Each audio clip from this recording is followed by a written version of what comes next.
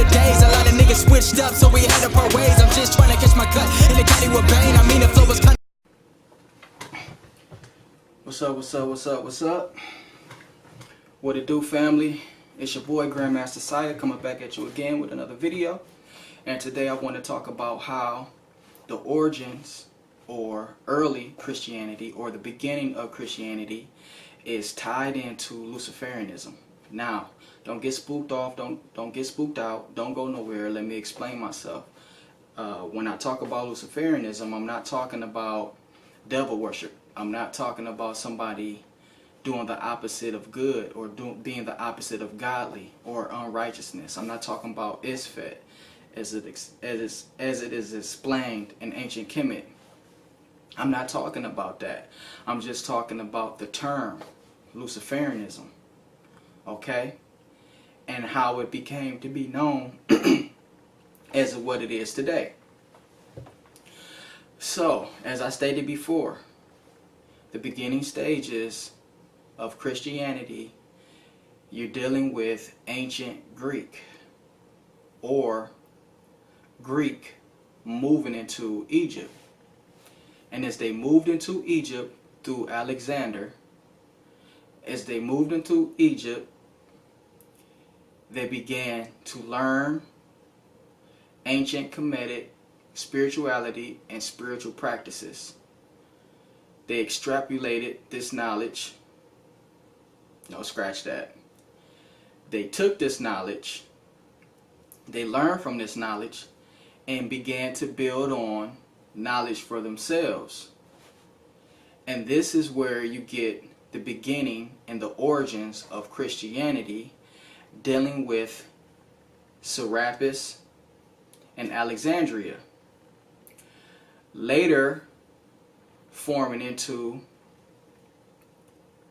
Gnostic scriptures, early form of Christianity, and later Coptic. So, in this Gnostic tradition, it's stating, well, first of all, this Gnostic tradition was directly against the Jewish tradition. And they claimed that the Jewish God was a demigod, not the Most High true God. For one, saying that the Most High true God wouldn't be a jealous God, and also that the Most High true God in the Garden of Eden didn't want man to gain knowledge. He wanted to keep him I guess you could say, dumb, unaware of his true potential and his true divinity. And that the actual serpent or the whisperer, because the Hebrew word, well, the Aramaic word, right, is Nahash or Nakash. I should look that up real quick. But the Hebrew word actually is whisperer. So I believe it's not even a serpent. But anyways, that's really not that important too much. But so the Gnostics believe that it's actually reverse, that this whisperer or this serpent actually was the good guy who wanted to give you knowledge and bring you light, you know, to take you out of darkness. Okay, so it was an opposition, okay, in beliefs in Alexandria, because in Alexandria there was Jews also there too, right? So it was kind of a melting pot. You know, you had different people from different places and different philosophies being confronted with one another. So So in the Gnostic tradition, basically to cut a long story short, they believe that Jesus Christ was not a physical, human, material man. He was a spiritual entity. And this spiritual entity, oh, you know what? That's wrong. That's incorrect. They believe that after he died, he never came back in the flesh. He was just a spiritual entity. And but I also believe that it's some teachings that believe that he was just a spiritual entity in all. And I believe that the Gnostic tradition is just dealing with different writings of different peoples and different philosophies, and you know, so one Gnostic book might say something different than the other one, right? So this group of people,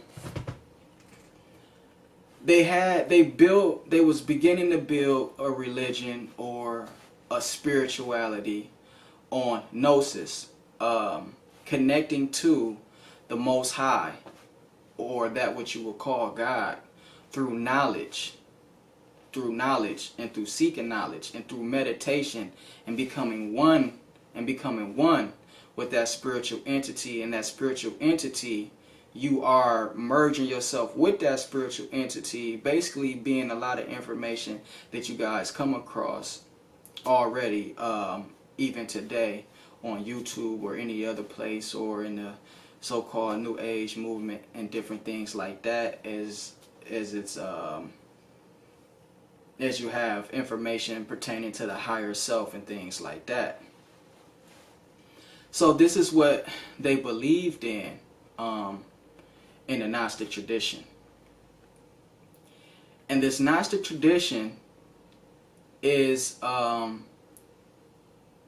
connected to luciferanism. Lucifer, the light bearer, right? So I want to read to you the etymology of Lucifer.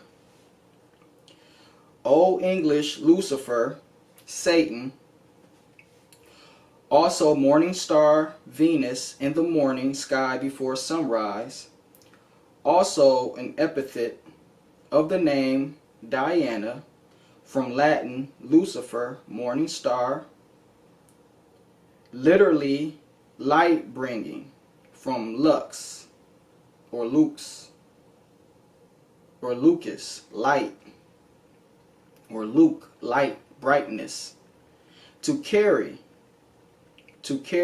also to bear children. Venus in the evening sky was Hesperus,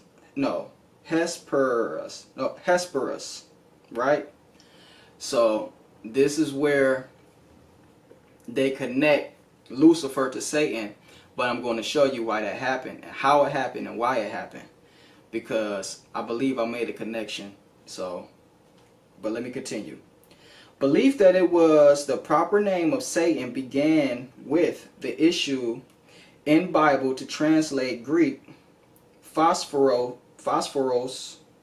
which translate Hebrew Hillel ben Shahar in Isaiah. How art thou fallen from heaven, O Lucifer, son of the morning? Because of the mention of a fall from heaven, the verse was interpreted spiritually by Christians as a reference to Satan, even though it is literally a reference to the king of Babylon, sometimes rendered day star in later traditions.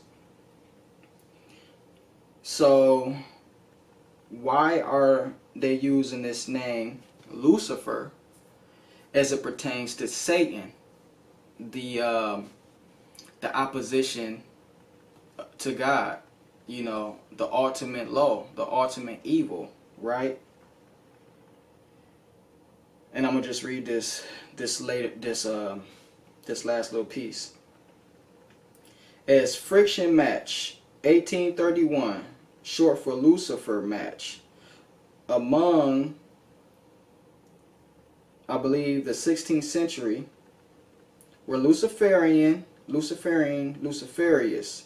Now this is how I believe I made the connection why Lucifer, the term Lucifer, was actually put inside of the Bible and became demonized and connected with Lucifer, where the term Lucifer was connected to Satan and made to be something evil. And this is why I believe this, because I checked the etymology of the word Lucifer, and I found out that there was a noted Bishop Lucifer of, I can't pronounce this, Cagliari in Sardinia, which is in Italy.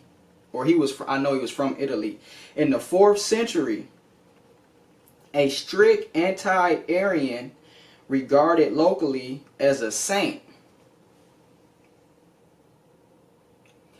So, when you're dealing with the 4th century, you are dealing with the beginning stages in the actual construction and building of the religion and writing of the Bible. What's going to go in, what's not going to make it, what's the Bible going to be. You're dealing with that time in the 4th century. So you're dealing with somebody who was there and had hands on, or was rubbing shoulders with people who was putting the works together and making this thing happen as the Bible as you know it today. So this guy, Bishop Lucifer, he was a student of a Greek named Athanasius. And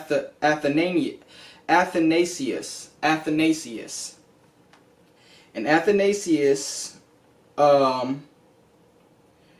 basically was a Greek who lived from the time of 296 AD to 373 AD, during that time of early Christianity and the major construction period of the Bible. So basically, Athanasius challenged the new powers moving through Egypt, the sacred land where all of this is going down at.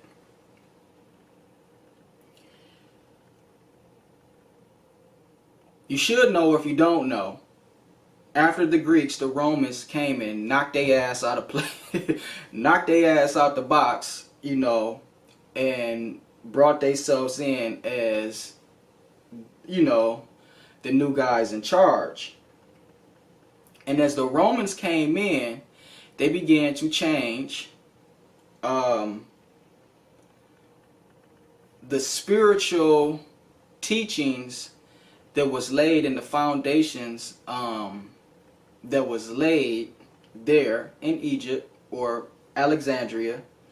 So, you know, they began to put a stop and to use their own thoughts and what things should be, you know.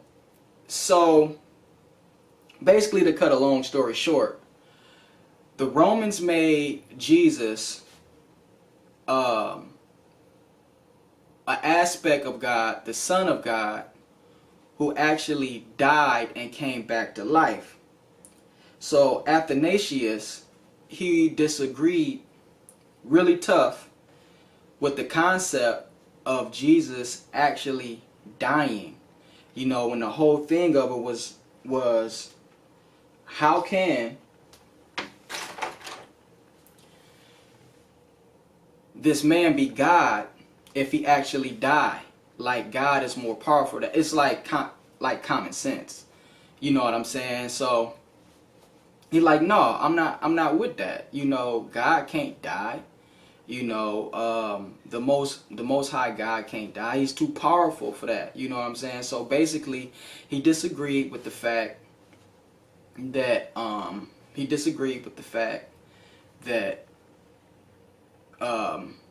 you know, that Christ was a real human being that died and came back to life. So that's who Athanasius was, who actually was a teacher of Bishop Saint Lucifer, who taught the same thing.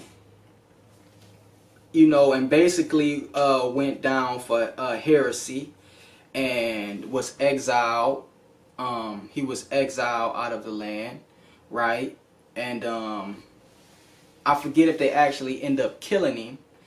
But, you know, I even read when I was doing some research on St. Lucifer, he even, you know, because he was writing, you know, after they exiled him, he was, you know, he was writing works to, I believe it was Constantine who, Constantine II, who was at rule at that time. And, you know, he was writing works and, you know, letting them know, like, look, I'm ready to face, you know, I'm ready to face the consequences for my beliefs and things of that nature, you know. So, yeah, so the Romans came in, and I said this before, the Romans came in and they put a different spin on this spirituality, you know, and on this whole gnosis, this whole gnosis thing. They put a spin on it, literalized it, and basically took the power from the individual or the person who's studying and taking the power from them, and it becomes outside of their self, right? So Saint Lucifer, you know,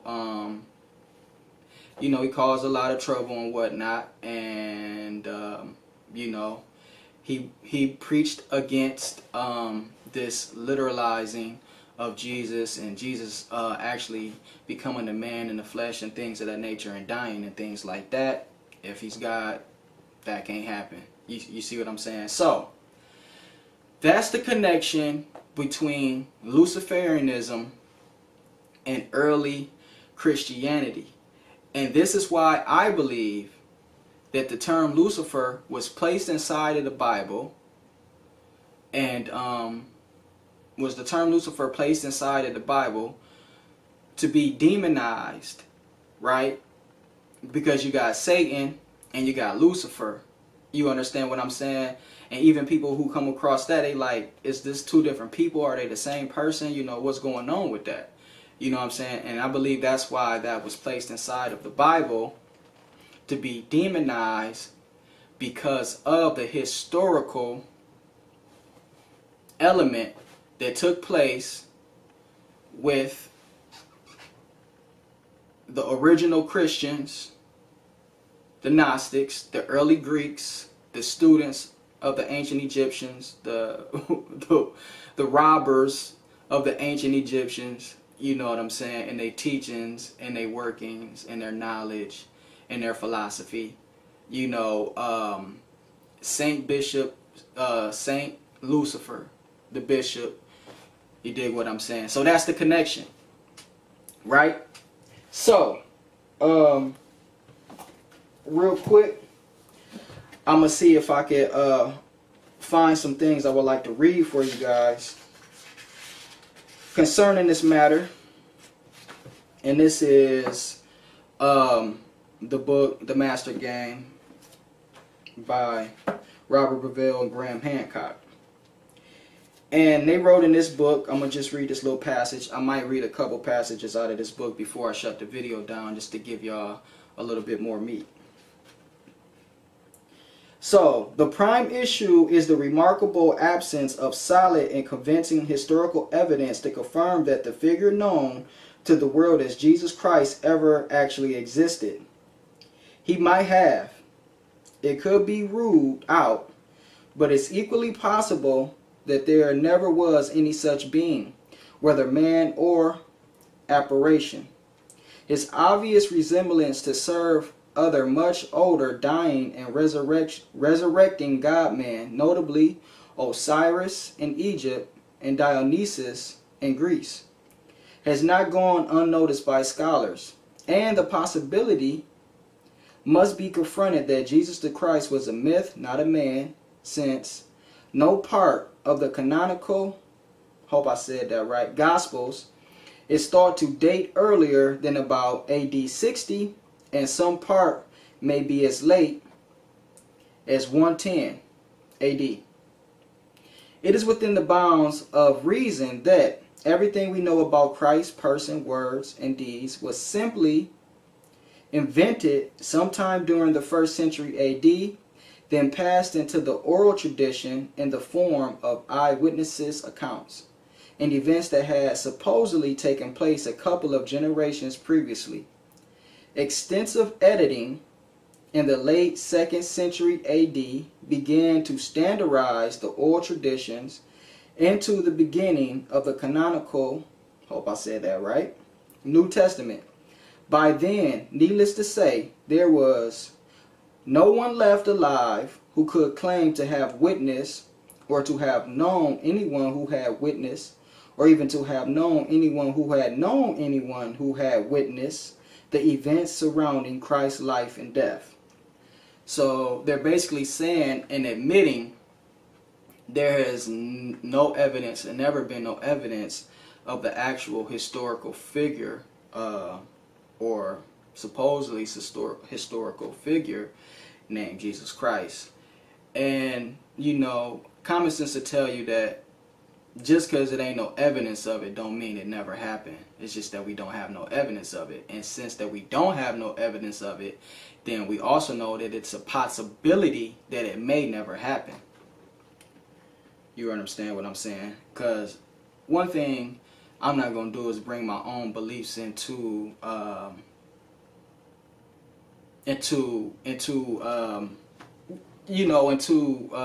evidence or the documentation. Is just simply, look, check this out, and you can put it together how you want to.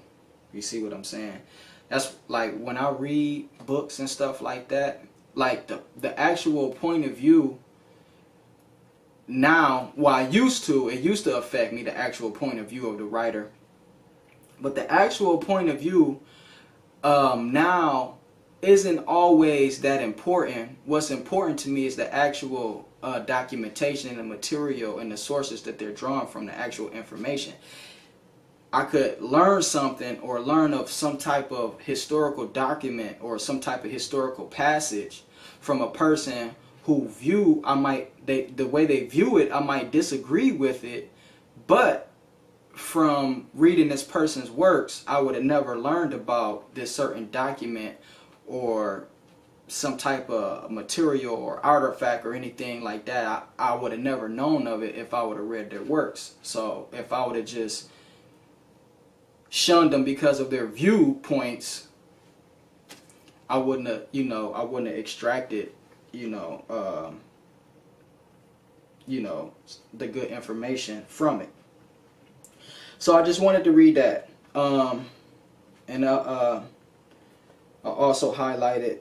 Our point is simply that until literalist Catholicism began its sustained campaign to wipe out interpretive Gnosticism, Christianity had been diverse enough to accommodate both simultaneously. So basically they were saying that before Catholicism in the Roman Empire and the Roman Church, before that it was an esoteric and an exoteric, but they came in and just basically is just an exoteric. You see what I'm saying? So the esoteric is the spiritual inner hidden meaning and high knowledge, and the esoteric is the mundane physical understanding. If you did what I'm saying. Right? So I'm going to just go through and just read some things that I'm highlighting. I'm just going to go through highlighting just to give y'all just a little bit more meat for the video. You feel what I'm saying? Since Catholic and Gnostics alike claim that the teachings in their possession were the earliest and the most authentic, why has the Catholic version for so long been accepted as gospel literally and left unchallenged, while the Gnostic version was hunted down, persecuted out of existence?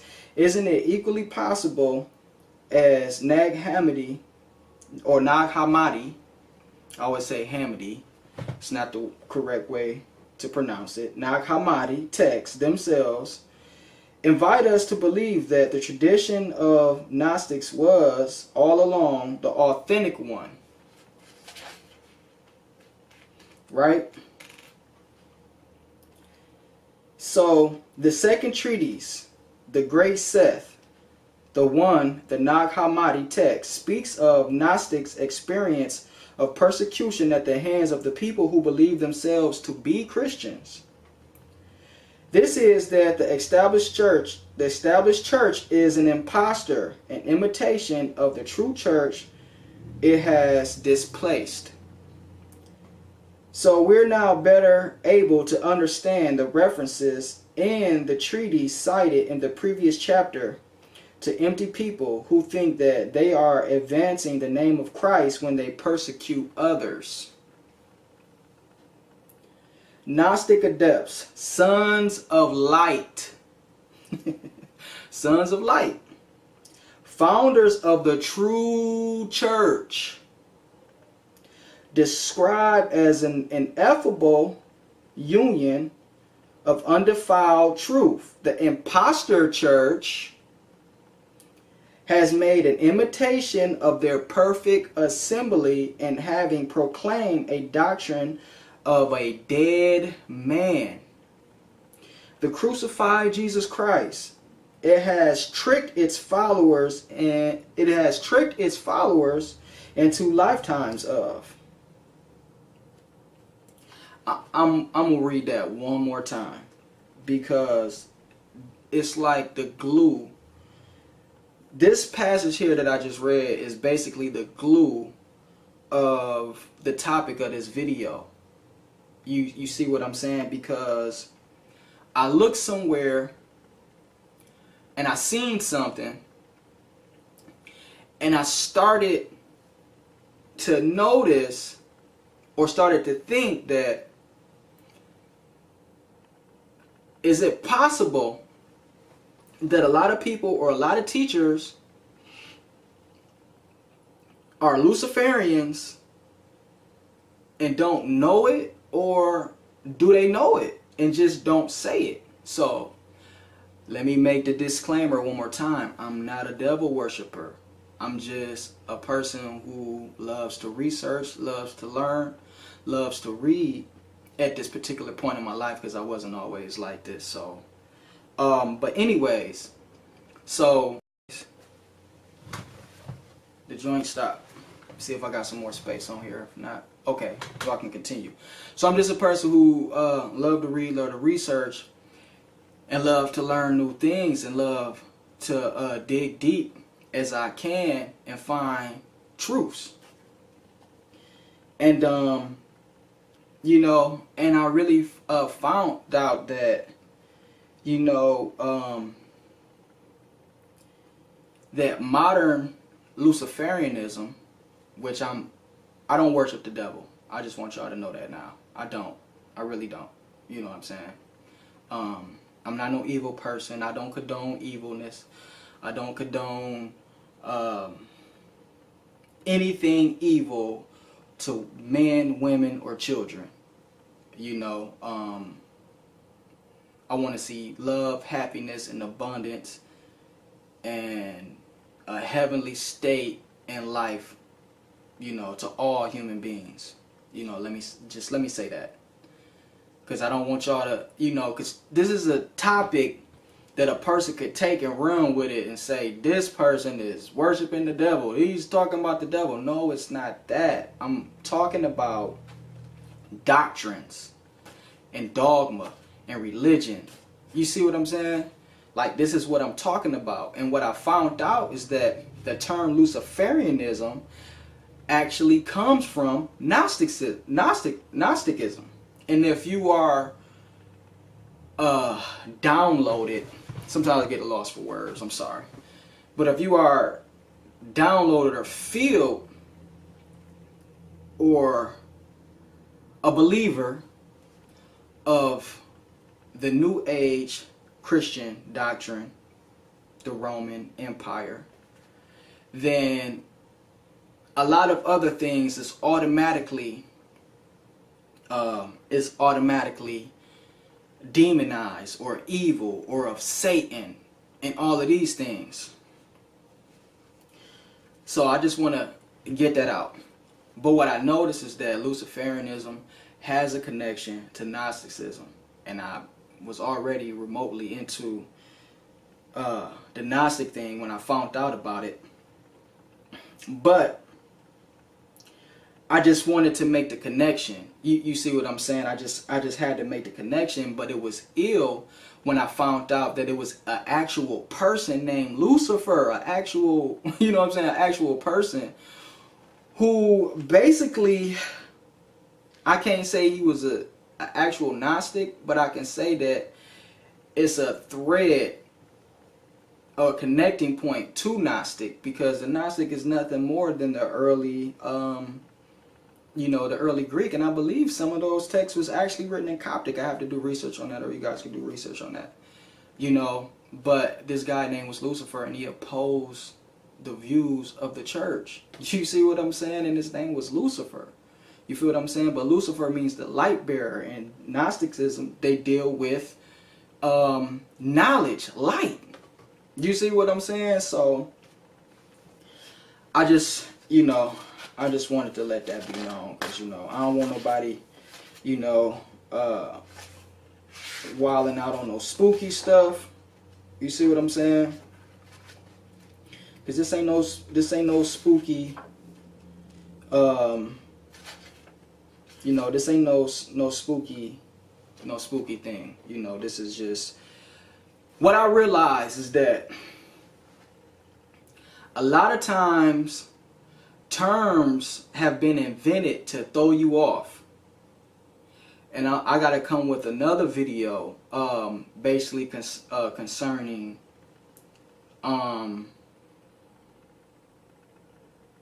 Canaan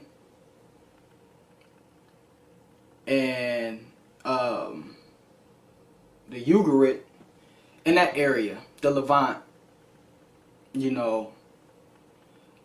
because I came across some good information concerning that region, in that area. Just like how the term Muhammad was found in Ugarit, which is a form of cuneiform. The letters MHMD, Muhammad, MHMD, was found in Ugarit cuneiform, which means the best chosen of gold or desirable, right? So it's some good information in that area as well, but that's not today's topic. But sometimes terms is used to throw you off, sometimes terms, but I don't want to go into that. But anyways, I'm going to just read a couple more passages if I can, and I'm going to shut the video down. I believe I made my point, but what I also would like to do is give you a more understanding of what Gnosticism actually is. So I'm just gazing through. I don't actually know what I'm going to read. I just reading things that I highlighted that I felt was important or was, just stood out to me. And then something happened. From the beginning in the 4th century AD, it is an acquired state power. The church undertook a radical change of direction. Hold on.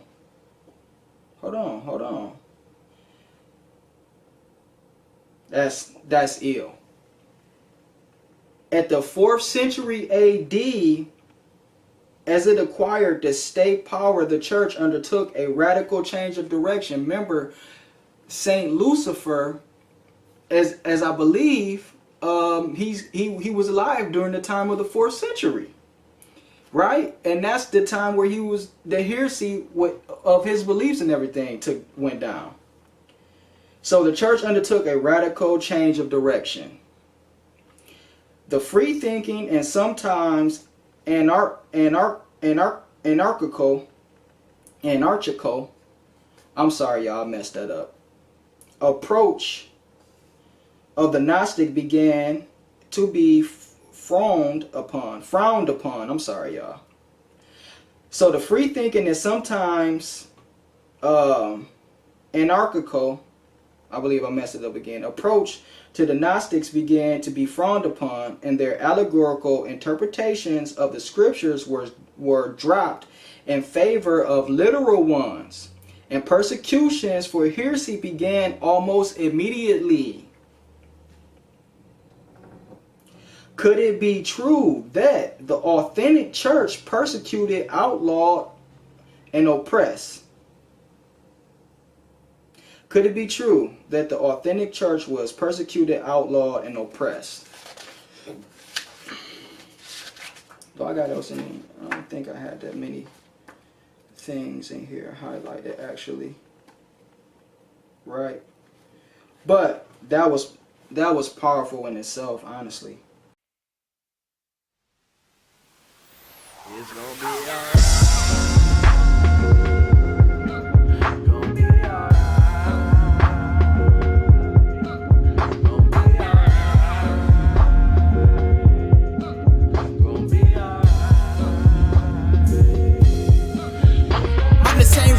Nigga from back in the days, a lot of niggas switched up, so we had to part ways. I'm just trying to catch my cut in the caddy with pain. I mean, the flow was kinda nuts, get the rapping insane. I mean, you probably would too if you felt this pain. I got the heart of a lion, I mean, my chest made of iron.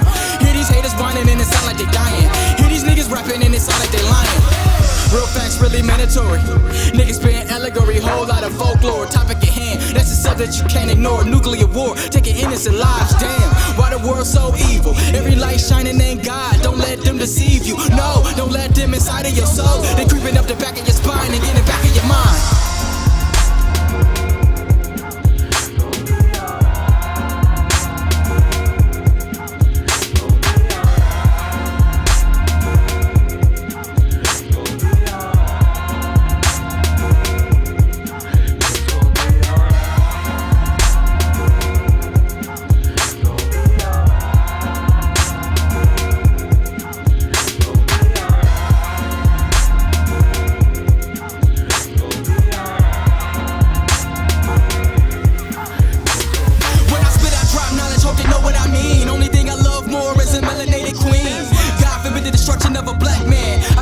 See they ghosts like a Pac-Man.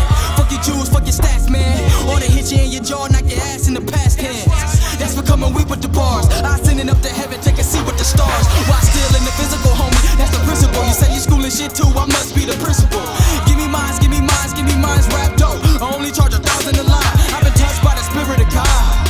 Suddenly life don't seem that hard. I apply pressure on these rappers with impeccable bars. I have them acting like a bitch like they ain't got no balls. They say hip hop dead, well I'm a seer in the underworld. Spit fire at your head, turn your dreads through a jerry curl.